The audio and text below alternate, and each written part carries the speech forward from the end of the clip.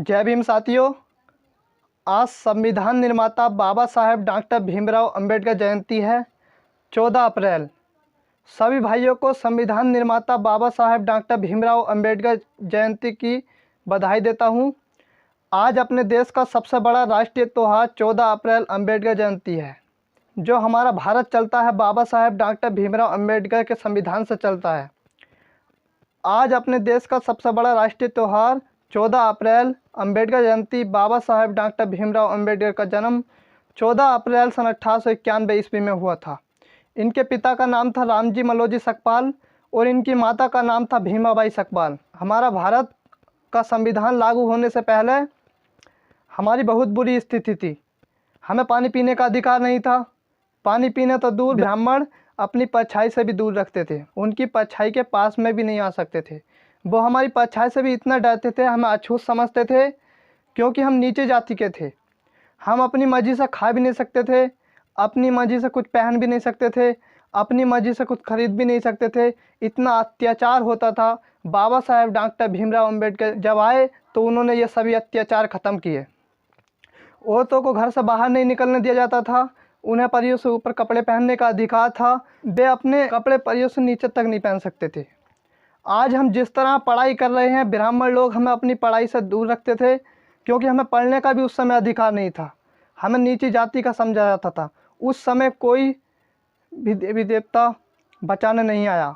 उस समय आए तो बाबा साहेब डॉक्टर भीमराव अंबेडकर ने अत्याचार देख जो काम पूरी दुनिया ने हमारे लिए नहीं किया, वो बाबा साहेब डॉक्टर भीमराव अंबेडकर एक दलित अकेले जाति के व्यक्ति ने किया। बाबा साहेब डॉक्टर भीमराव अंबेडकर ने ये कर दिखाया।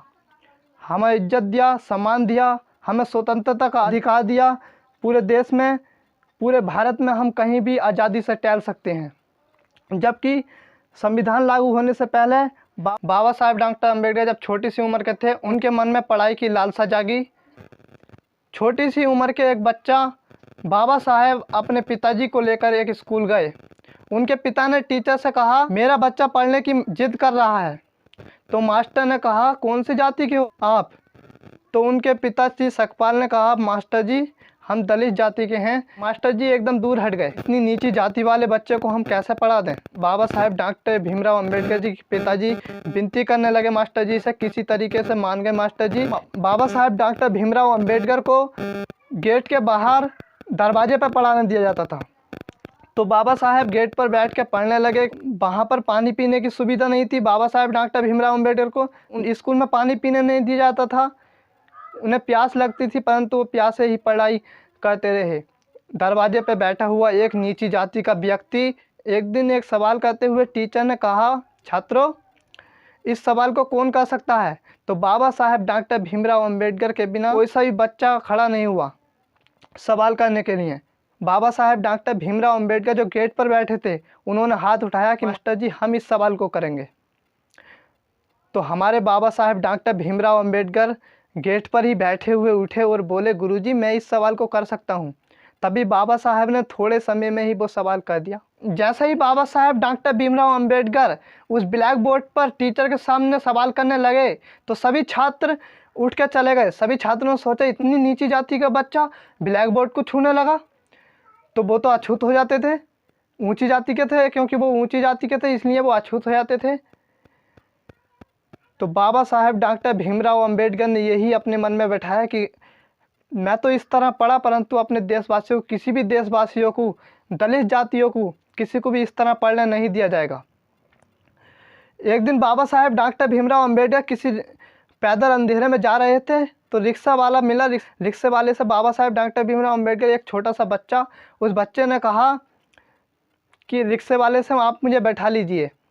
रिक्शे वाले ने कहा बैठ जाओ, परंतु जैसे ही उसकी जाति पूछी, बैठा के रिक्शे में बाबा साहेब डॉक्टर भीमराव अंबेडकर को जैसे उसकी जाति पूछी, बाबा साहब ने कहा मैं मसीहा हूँ। तो रिक्शे वाले ने एकदम उसे उतार दिया। वो बाबा साहेब डॉक्टर भीमराव अंबेडकर को उतार के कहा तू पैदल जा। वो भी अछूत हो गया था क्योंकि वो भी ऊंची जाति का था, रिक्शे में बैठाया नहीं जाता था। उस बच्चे ने, जो डॉक्टर भीमराव अंबेडकर आज बाबा साहब संविधान निर्माता हैं भारत के, उस बच्चे ने इतना निवेदन करा उस रिक्शे वाले से, दया आई बाबा साहब के प्रति। तो उसने उस बच्चे को, बाबा साहब को उस रिक्शे में बैठा रहा और कहा तू रिक्शा चला कर लेके चलो, दुगने पैसे लगेंगे। बाबा साहब से दुगने पैसे लिए और उस रिक्शे में बैठा रहा। बाबा साहब ने खुद ही रिक्शा चलाया, तब जाकर वो अपने घर पे पहुंचे। हमको पानी पीने नहीं दिया जाता था। जिस व्यक्ति को इतनी परेशानी झेलने के बाद भी, इतनी कठिनाई का सामना करने के बाद भी भारत का ऐसा संविधान लिख के तैयार किया। जिस समय बाबा साहब डॉक्टर भीमराव अंबेडकर नहीं थे, 33 करोड़ देवी देवताओं से दुआ मांगते हैं। दुआ मांगने के बाद भी उन्होंने हमें नहीं दिया। वो डॉक्टर भीमराव अंबेडकर जी ने, एक दलित बच्चे ने कर दिखाया। बिना मांगे हमें आज़ादी दे दी। जिन्हें अछूत समझा जाता था, आज वो भारत के बराबरी के अधिकार लिए बैठे हैं। बाबा साहब डॉक्टर भीमराव अंबेडकर ने भारत का संविधान लिखा, ऐसा संविधान जो पूरे विश्व में ऐसा कहीं भी संविधान नहीं लिखा गया। आज हम पढ़ सकते हैं तो बाबा साहब की वजह से, आज हम कहीं भी जा सकते हैं तो बाबा साहब की वजह से। ज़िंदगी में जिसने खुद सुख नहीं पाया, उसने दूसरों को सुख देकर वो चले गया। बाबा साहब डॉक्टर भीमराव अंबेडकर ने 32 डिग्रियां 9 भाषाओं का ज्ञान अपने दिमाग में रखा। वो आदमी जो 32 डिग्रियां 9 भाषाओं का ज्ञान जिस व्यक्ति के दिमाग में हो, तो वो कोई साधारण व्यक्ति नहीं हो सकता। बाबा साहब डॉक्टर भीमराव अंबेडकर ने बराबरी का अधिकार दिया। आज हम खुलकर जी सकते हैं। बाबा साहब डॉक्टर भीमराव अंबेडकर को 14 अप्रैल का जन्मदिवस मनाना चाहिए। हम अपने घर में नियम कानून नहीं चला सकते, अपने घर में नियम नहीं बना सकते, परंतु उन्होंने भारत के पूरा संविधान लिख डाला। बाबा साहब ने 1915 ईस्वी में कोलंबिया विश्वविद्यालय से अर्थशास्त्र में MA की पढ़ाई की। सन 1917 ईस्वी में बाबा साहब डॉक्टर भीमराव अंबेडकर ने PhD की उपाधि प्राप्त कर ली। 3 अप्रैल सन 1951 ईस्वी में राज्य के सदस्य रहे।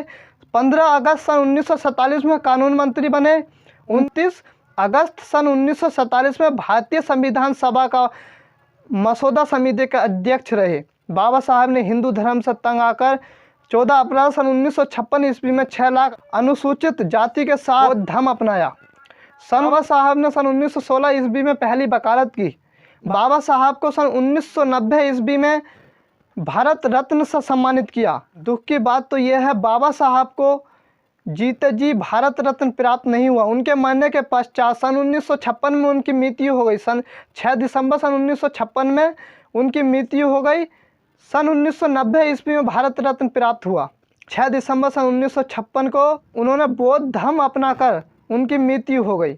दलितों के लिए इतना कुछ देने वाली व्यक्ति के लिए 14 अप्रैल इतनी खुशी धूम और धाम के साथ मनाइए ताकि पूरा देश जाग उठे। सभी साथियों को जय भीम, नमो बुद्धाय। आप सभी को भीम जयंती की हार्दिक शुभकामनाएं देता हूं। जय भीम, नमो बुद्धाय।